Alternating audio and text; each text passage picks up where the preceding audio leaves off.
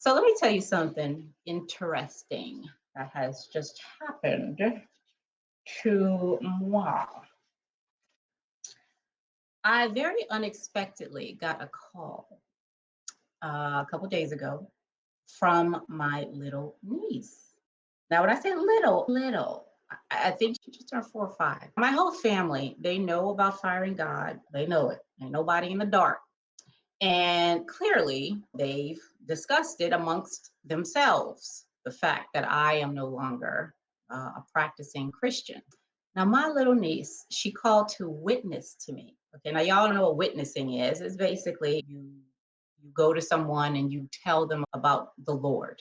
I don't know if they have it in other religions. I'm sure they do. You tell them about your religion, how wonderful it is. You're a recruiter. You're recruiting for your team, right? You tell them all the wonderful stuff and why they should get this product and not the other.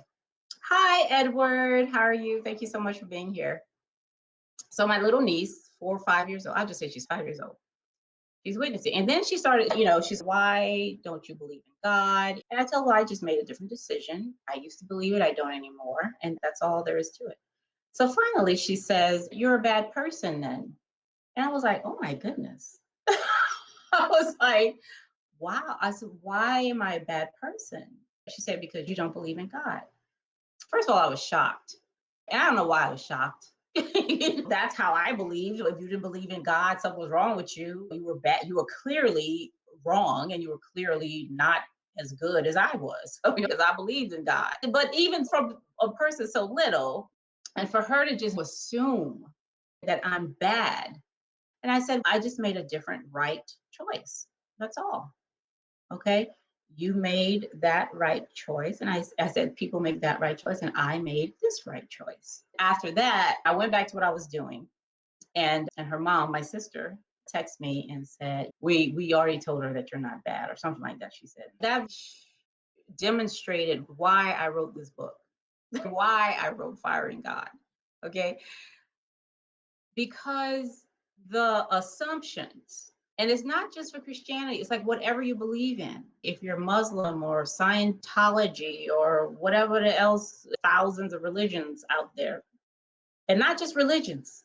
If you believe other stuff and somebody else doesn't believe that same way, it's then automatically you assume that other person is less than. That other person is not as valuable as you are. So that means you can devalue them in some kind of way. You can look at color, okay? People with certain hues of melanin are devalued by other people. You can look at facial features. People who look a certain way are devalued versus who have all their senses. So people who can walk versus people who can't. People who are tall versus people who are short. They're devalued, okay? Because the idea is that if you don't think this way, then you must not be as worthy as I am, because I think this way. Look at the political shit that's going on. Okay. There's a whole bunch of that going on. So it's not just my little niece. People are being taught that even if you're not religious at all, you got something going on regarding that stuff. But that was just, she became content when she said that. Content. So what I want to talk about today is the last time I talked to y'all about the conversation I had with my son about money.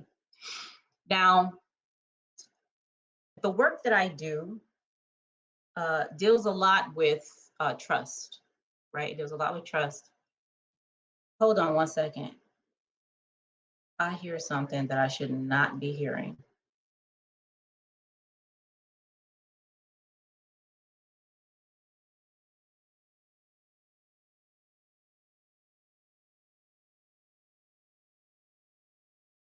Okay, I'm back. Yeah, I was talking about money, right? And I just talked about this a little bit on my cybersecurity channel. Trust is something that we already have. What is trust? First of all, what the hell is that? Okay. It's not something that you can hold in your hand like money. But what is it? It's like, I want to say forgiveness, but you can't hold forgiveness in your hand either. Trust is like the space around us, not the air, not the atmosphere, the space that allows this computer screen to be here. That's like trust. Unlimited, all over the place, everywhere, all the time. We don't see that. We don't see that. We don't believe that. We figure we don't have it. Okay.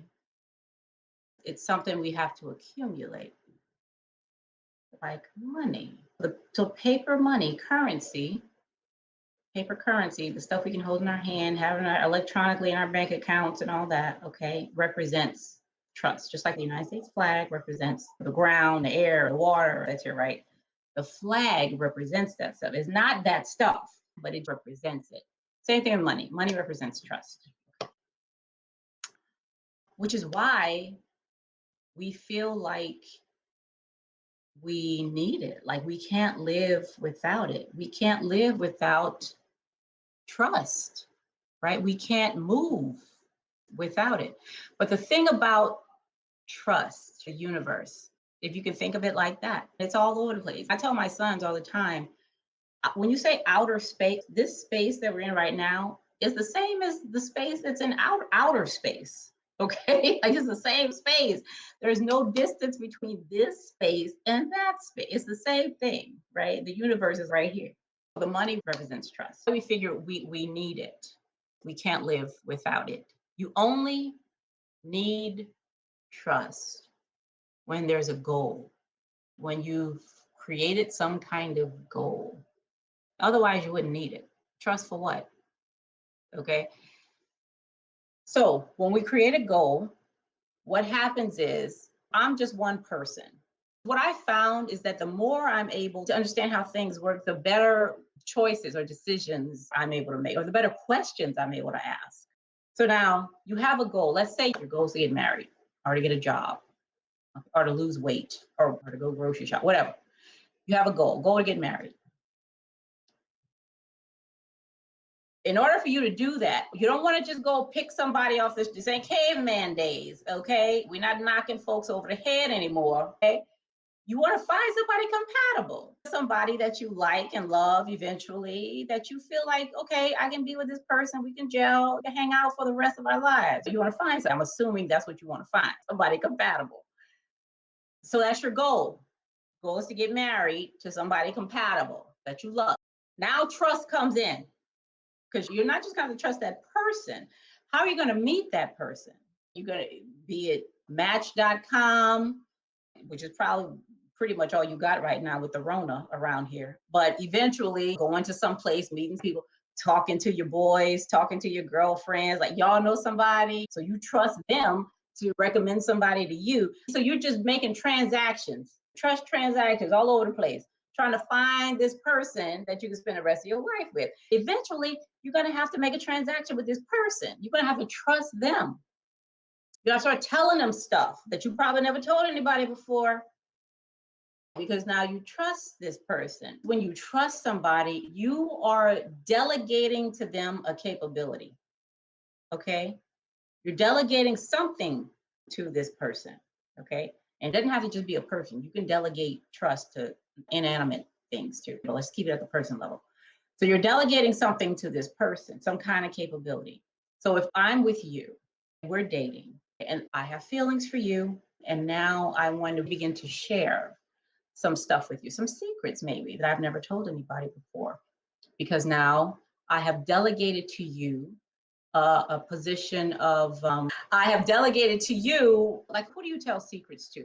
What kind of person do you tell? Nobody. You don't tell it to nobody. That's why it's a secret. Nobody.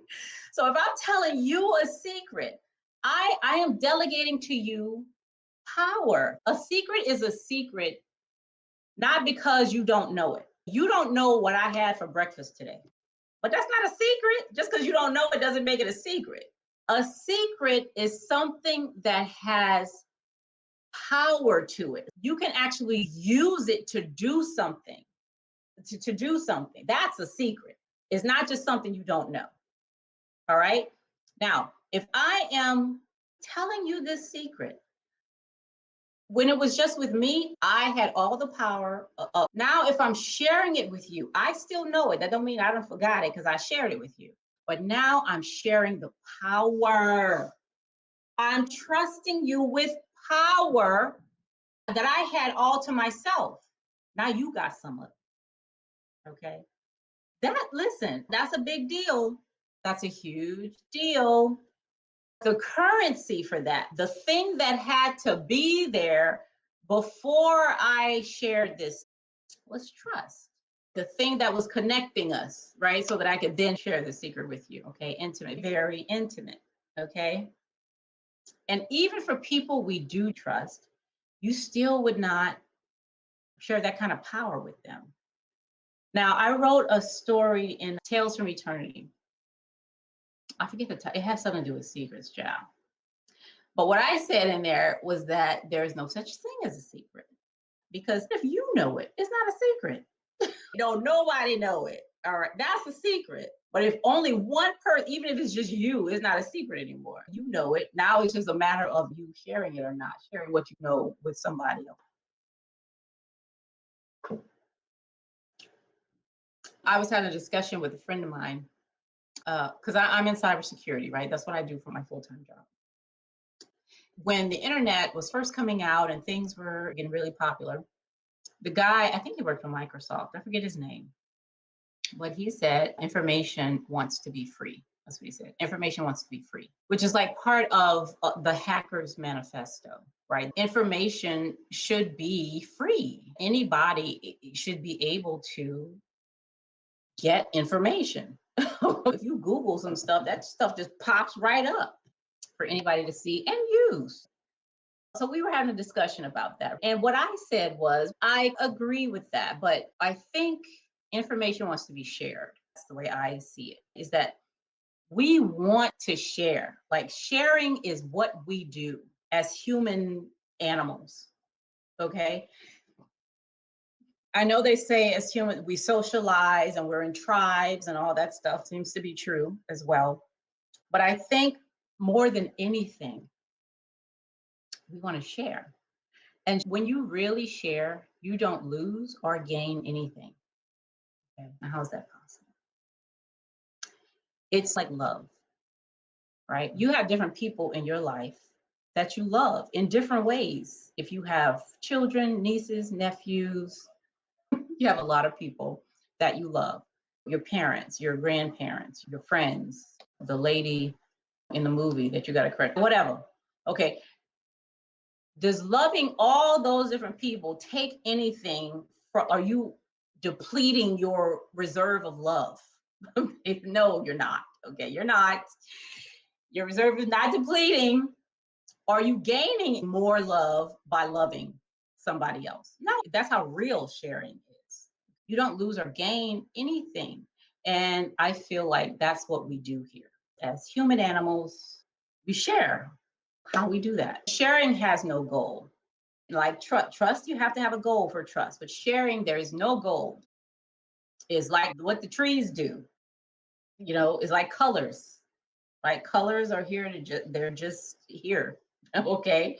Not looking for nothing, not gaining, just being like what it is, right? Sharing, just being, like the sun. There's no goal, no intent, nothing. It's just sharing, that's all. And the thing that really got me about a lot of this stuff is it's so damn simple. Right? So there is no complication to it at all. It's simple, but hard. So simple is the stuff that's hardest to see is what's right in front of your face. It's hard to see. Because it's right there. It almost seems like we need to make things complicated. I'm doing a lot of stuff in my job right now where I'm really working to simplify how people understand what computers are. Because to hear these technology experts tell it, you gotta have a damn PhD and a computer science, this, that, and the other thing. And it's not. It absolutely is not complicated like that. It's so simple. It's ridiculous. It's almost, those are principles and laws of the universe. Absolutely, Edward. It's very simple. So I'm working really to help simplify that for a lot of people because people get into this feeling like, oh man, I'm not smart enough. It's the same way with this non-dual stuff. It was the same way when I first which I talk about in Firing God, right? When I first began asking questions and trying to figure out, well, what the hell is going on here? What I was hearing and seeing was that you had to have a guru, a lineage, and be from this person and have studied under that person for 40 years and hiked mountains. There's a whole process you had to follow before you can say, I see what's going on here. And that stuff is just not true. Ask that question. When I was really active on Facebook and all the non-dual groups, I asked, do you have to have a guru or a lineage? Is that necessary? Because when people would introduce themselves, they'd be like under this person, that person. They would make it a point, like a resume. They would make it a point to say who they came from or who enlightened them. So I started to feel some kind of way about that. I'm like, all I know is my mama, and she a Christian from, down. Okay, so that's not, you know, but yeah, so it's like that. Like you make stuff complicated when it doesn't and there's no one set way. Stop. There's no one set way. Okay? There absolutely is not. In fact, there is no way, period. Whew. All I know is what I see. And I love talking about this stuff. I absolutely do. As I mentioned at the end of Firing God, my main question was, so what? Like, okay, whatever. So what? If the universe is like whatever the universe, and I was wrong with everything, like, so what the hell that got to do with anything? It's like I said, Edward, were you at the conference that we just had this past Saturday? At the conference, I talked about how when I went to the military, I was 17 or 18, and I had never been to the eye doctor. Okay, so I knew there wasn't nothing wrong with my eyes, but I'd never had them checked before until I got to the military. You got to go through and do all those tests and stuff. So they gave me an eye exam, and those people put the glass and ask you, "Can you see better in this one?" I was shocked. I was shocked that all that time I was not seeing clearly, and I thought that I was. Because I could see everything, it just was not clear. Now with the glasses, it was so clear. It's not like before stuff was hidden and I didn't know. I still saw everything. With the glasses on, it was so much clearer. And I was amazed. Things are so much clearer. It's almost like this thing right here is a 1080 resolution. And the one over here is 760 or something like that. This picture is much clearer. You can see stuff isn't all blended together like it is a little bit in this one. Clarity, being able to see more clearly, and in some sense, more broadly. And you can see more clearly, you see more of a thing than when it's all smushed with another image or something. You can clearly see the line of demarcation. It is a difference, right? It absolutely is a difference. I need to sit down somewhere. You work a lot, Edward. Yeah, I know. We all work a lot. I saw the saddest statistic I'd ever seen in my life.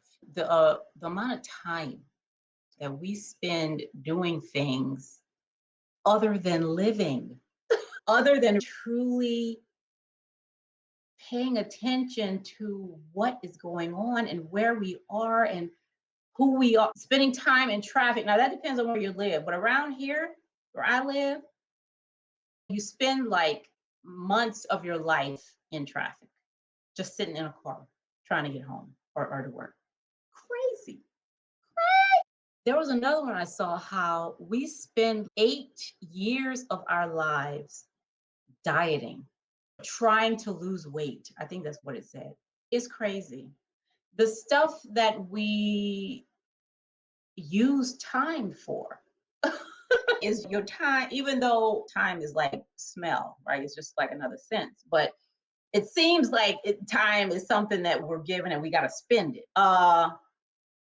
And the things that we spend it on is really crazy when you look at it, okay? But yeah, work, we spend a lot of time, which is why I think people say you really need to love what you're doing so that work doesn't seem like work.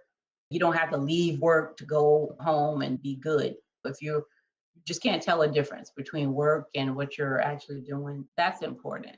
especially if you got to commute. Commuting is the worst.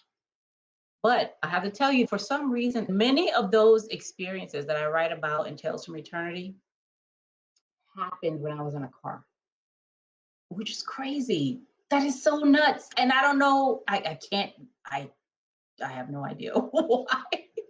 Like I can think of three of the most, like the one time I was in the car coming from the train station and my thoughts just stopped completely. When you're thinking, you can feel movement, right? Like you feel some kind of movement. That movement, it felt like somebody put a plug in my head. All the gears just ground to a halt. It felt weird, but then I was like, whoa. I couldn't think, what is this? So I'm driving and I'm noticing how I'm able to turn. So I was right at a light and I had to take a left to get to the highway. So I'm driving, I'm taking the left, and I'm noticing that I'm not thinking about it. I'm not thinking in my head, take a left. There's no thoughts at all of anything.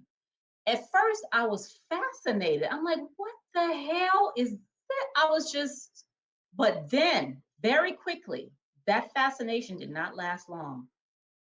What quickly took over was fear like I had never felt before.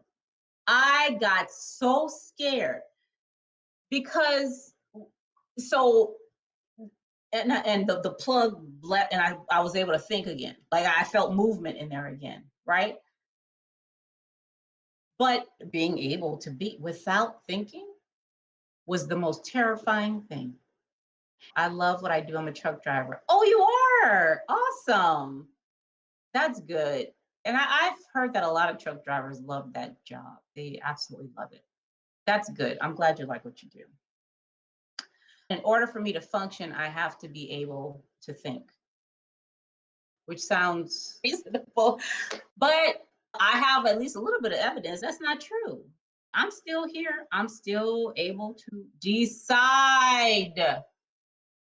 I was able to make decisions without what I call thought, with all these things running around. I was still able to decide and choose without that. Isn't that crazy? So that's one of the things I wrote about. That happened when I was in the car. Another thing that happened when I was in the car is actually I was on the bus. I was on the bus going to work, and it was raining that day.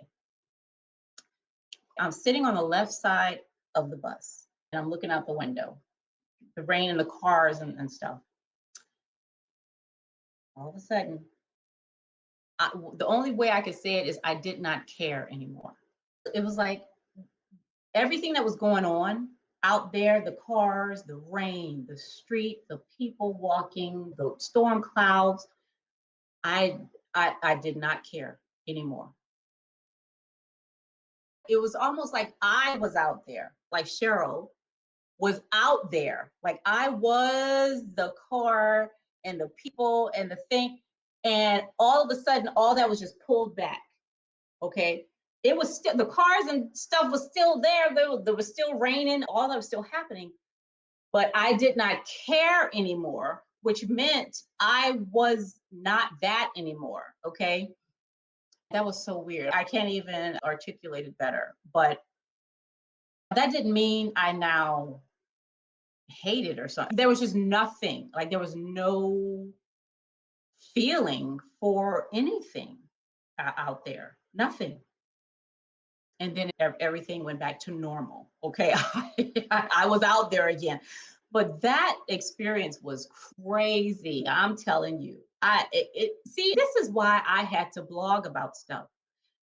I would have never, the way I'm talking to y'all right now about this stuff, I'd have been put in a straitjacket or something, with all the stuff that was going on, because it was just weird. I didn't even know how to explain it, barely able to articulate it, which is why I started the blog, because I had to put this stuff somewhere. I couldn't talk to anybody about it, of course, but I had to, and I love writing is my thing. I love writing. So I was happy to just write about it. And what was the third thing? There was a third thing that happened in the car. So, and there was something else. Was I in a bus? I think I was in a bus again before Corona and all this stuff. I would take the bus to work, okay, to and from work. So this other one, on the way to work, we had just left my house. Okay, so I'm on the bus. I remember looking at the trees. I'm on the right side of the bus. We have this big old copse of trees across the street, almost before you get to the Dunkin' Donuts where I live. Okay, I'm looking at the trees, and I feel, how can I say this? I'm moving, but nothing else is. Is that how, okay. How can I explain this? Something was going on with the movement. So normally when you're driving somewhere, there's movement. You're moving in the car, so it looks like the things next to you are moving backward. None of that was happening. Let me just say that. None of that was happening. Okay, now I don't know how more I can explain that.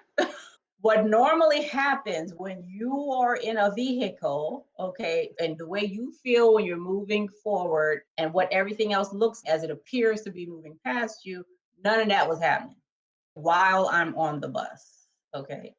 So, like I said, Edward, a lot of the things, many of them did not, but most of the stuff that I talk about in that in Tales from Eternity are experiences that happened while I was in some kind of vehicle. There's another one too. There's a whole bunch of stuff. That's what it is. Trust is when you really get to see what that is, because I have spent many nights worrying. And that was one of the things when I was a Christian that I was so sick of. I was so sick of going to bed worrying about something and waking up worrying about something. My first thought was about how a bill was going to get paid. My first thought was about how I'm going to divorce this man that I cannot stand. I'm telling you, going to bed worrying and waking up worrying is the worst. I was so sick of it, which is why I was like, look, I need to be a better Christian. So, because I can't take that. Why am I here? Okay. And you know what? The thing that really gets me is when people say stuff about children, how they didn't ask to be here. That child didn't ask to be here. So you got it. And I'm thinking, who did ask to be here? Show me one person on the earth who asked to be here. Like, seriously, what does that mean? Nobody asked to be here. What are you talking about? I don't remember asking to be here. Shit. I don't know if it was an out of body because I was still there. Like I wasn't floating or nothing like that. Maybe it was. I don't know, but it wasn't what a typical out of body sounds like. Like you can see your own body. And I remember this one lady that I read, she was looking at her own body and felt nothing for it, kind of like the cars. Maybe it was, right? But I just wasn't out of my body, or that I didn't have that kind of out of body. Maybe it was, but it was a different kind of out of body experience. I don't know. Yeah, but I was out of something, child. Something was out or off or or crooked or something. It was a crooked body experience, maybe, child. I don't know.